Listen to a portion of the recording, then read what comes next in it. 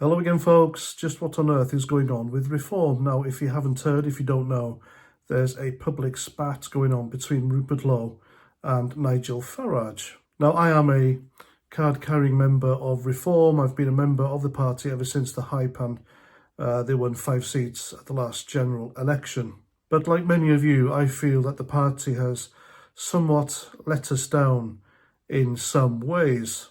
Now, people reckon Nigel Farage has lurched to the left and he's duplicitous and a showman and it's all about him. Maybe, I don't know. But if it wasn't for him, then Reform wouldn't have had 5 MPs. I don't think. Reform and his voters owe that man quite a lot. If it was Richard Tice still leading the party into the general election, then there would be really a protest party, and that's it. And I think the party would be doomed, not doing well in the general election is just a foreshadowing of things to come, and I wouldn't have joined the party if Nigel Farage didn't take over the leadership. But take over he did, and then things improved. Party membership is rising, though it's decreasing for some reason, just a bit recently, and that's all down to the leadership, and I kind of agree.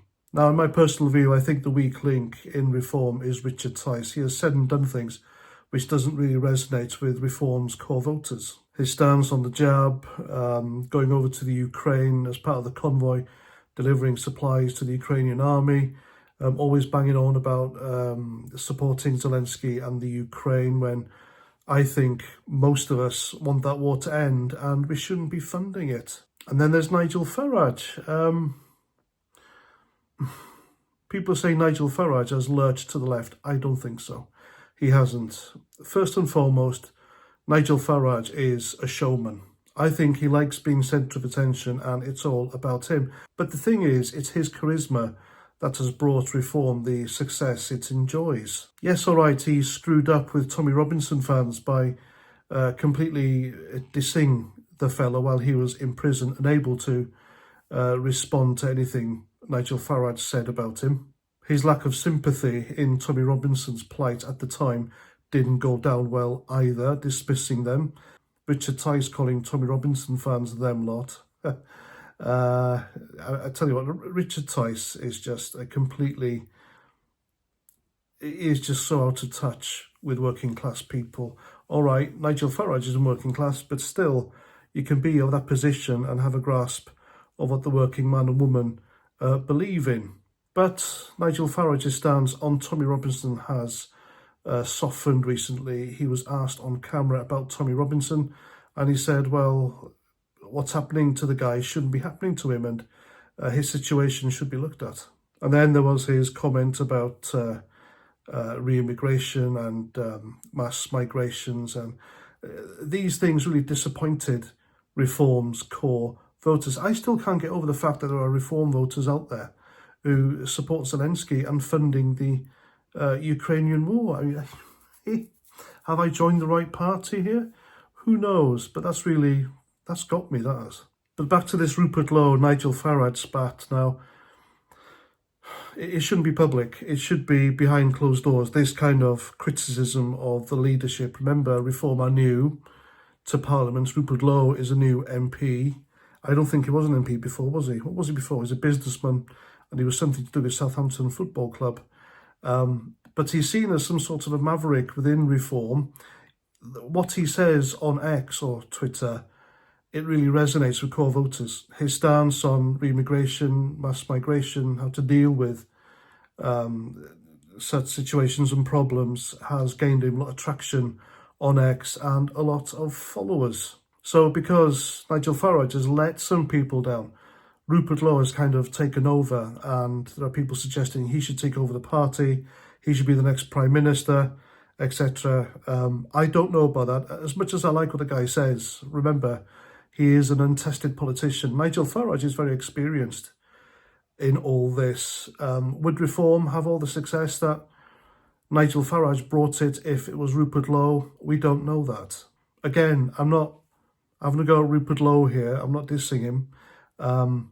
I respect the fella. I like his views. He says what I think generally, but to openly attack Nigel Farage like this, I think political suicide. You don't do this to Nigel Farage. You don't call him out because he's like king of the castle. This could signal the end of Rupert Lowe's career at Reform. What's he going to do next? Could he defect to the Tories? Would the Tories take him in? Who knows? But he was seen recently having dinner or lunch with Liz Truss. Is he trying to entice her into the Reform Party? Does Reform want Liz Truss? But Rupert Lowe's scathing attacks, and they were scathing at Nigel Farage, were there was something else. I didn't expect this from him, really. Anyway, this is what he said. I won't be by his side at the next general election unless the party's governance is overhauled. So basically, he's saying he wants Reform to change from being a protest party to a properly structured party with a front bench. But as Nigel Farage said, they've only got 5 members in Parliament, so that's not enough for a front bench. He then said Nigel Farage is acting like the Messiah. Now, of course, we don't know what's going on behind closed doors. If he's a showman in front of us, what's he like, at these meetings and whatever they have in private? Is he worse? Is he insufferable? Who knows? But only these people know. Why would Rupert Lowe say that unless there's something in it? I don't know. And then he said this, and I think this is what's going to maybe have Nigel Farage tell his chief whip, Lee Anderson, to take away the whip from Rupert Lowe. He said, it's too early to tell if Nigel would make a good Prime Minister. Now, I think that's the comment that would have made Nigel Farage retort back, which he did. Remember, he's saying this after Elon Musk said before, not long ago, he's not sure if Nigel Farage is the right guy to lead Reform. Like I said, political suicide, especially against someone like Nigel Farage. And Farage's response was equally scathing, and it could signal the end of Rupert Lowe's time at Reform. He said, Rupert Lowe wouldn't have had a cat's hell chance of becoming an MP without him. I wonder how Rupert Lowe took that.